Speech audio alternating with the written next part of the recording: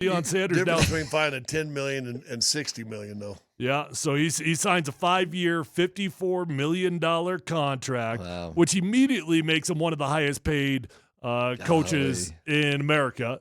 By the time it's all said and done in 2029, he'll be making $12 million per year, which our guy Mike Sanford just told us will make him the second highest paid coach in college football. As it currently stands. Yeah, which by 2029, there's going to be a whole bunch of SEC dudes going, wait a minute. Yeah. By 2029, he'll probably be like number 25. But let me put it in perspective with what we talked about earlier this week. If, in fact, it's true to get Cooper Flagg, who looked brilliant last night, Cooper Flagg back to Duke, they're willing to pay him $11. Right. That you're going to have an NIL deal for a player more than a D1 top 25 college coach? There you go. That's unbelievable. Man, oh, man. What Duke find that? No. Well, players have always made more than coaches. It's like in the league, right? So in the NFL, NBA. Is it fair to assume, too, or maybe not, that his assistants will also be some of the higher paid assistants if this is the plan with him? Well, he already did that last time, and his assistants are handsomely paid. So there's no longer an issue with assistants being underpaid. But yes, I would assume that there's going to be plenty of money to go around.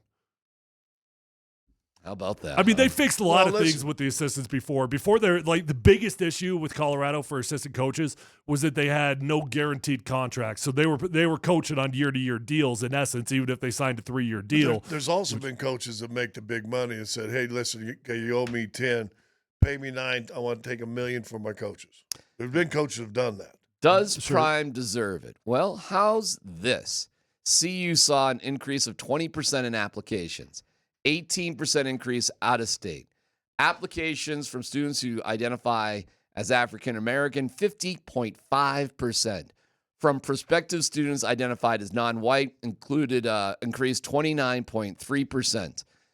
In 2024, home football games brought a combined $93.9 million in direct economic impact to Boulder and $146.5 million in total regional economic impact. Is he worth it? He's probably getting underpaid. Well, Spaghetti Joe's, what's that? Pasta J's. Spaghetti Joe's. Spaghetti Joe's. Hey, he might want to kick in at 90-some million. Well, he does kick in plenty. He might want to get some of his other business people and say, "Hey, boys, let's go." Boy, if Spaghetti Joe's, it's like Larry David. It's like Larry, you open up a hate store right next door. The Spaghetti Joe's next to Pasta J's. That would be hysterical. Spite store. A spite place. No, hey, this is Tyler. Great news. Yeah, it's great news. Look, it took a while, right? I mean, we heard rumblings that there was a new contract offer on the table before any of the head coaching cycle started, right? So before the NFL coaches started, we heard that there was an offer on the table when Deion was allegedly interested in the Raiders job and the Cowboys job. And then months went by and nothing was going on. And there was a bit of a conspiracy theory going on there, what's happening. Now, I think the real question is going to be, what is the buyout? That's always the question. I got some info for you. You've got the details? I got some, yeah. If Sanders leaves before the Buffs for a professional job or college before December 31st of this year, he would owe CU $12 million. Okay. So he ain't leaving. That number drops to $10 million before December 31st, 2026, 6 before 27, 4 28, 3 29. All right. Now here's where the pessimistic side of me has to jump in, and it's unfortunate, right? That is an absurdly low buyout. Absurdly low buyout. I mean, there are other coaches in the SEC with $90, $100 million buyouts.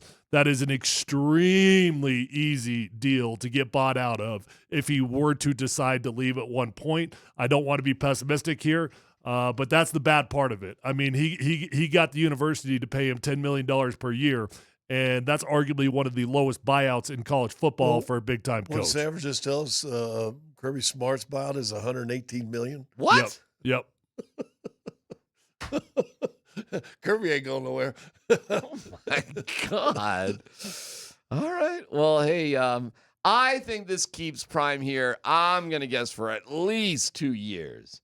And after that, we'll see. But I think it's great news. And We'll see. We'll just. And by the way, when it says goes. he would owe the university, he ain't gonna owe the university jack squat. The team that is gonna hire him would cover that. Sure.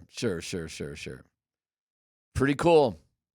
Pretty cool. But do you think that's any different than the offer that we've been hearing that's been on the table for 2 months? Is that any different than that offer, or did it go up? If I had to guess, it wasn't about the dollars and cents in terms of how much he was getting paid. Buyout? Yep.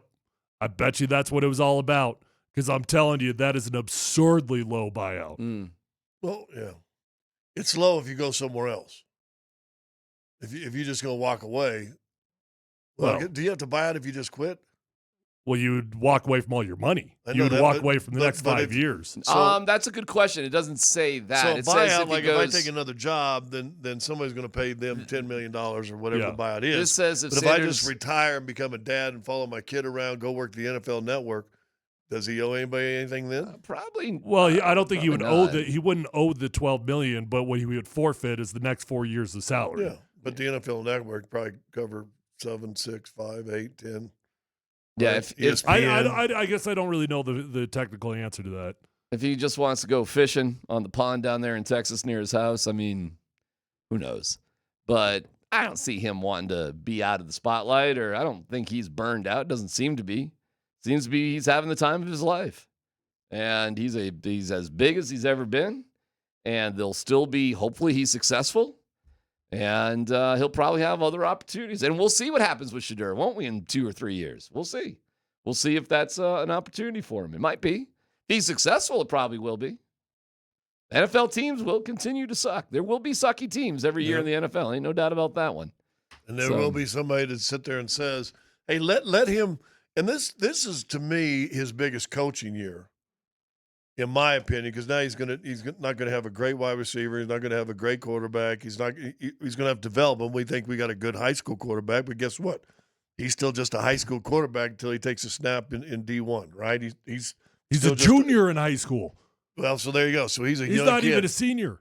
So this will be a big coaching year for him. I mean, he's going to have to really coach this year, I think. Oh yeah, big time.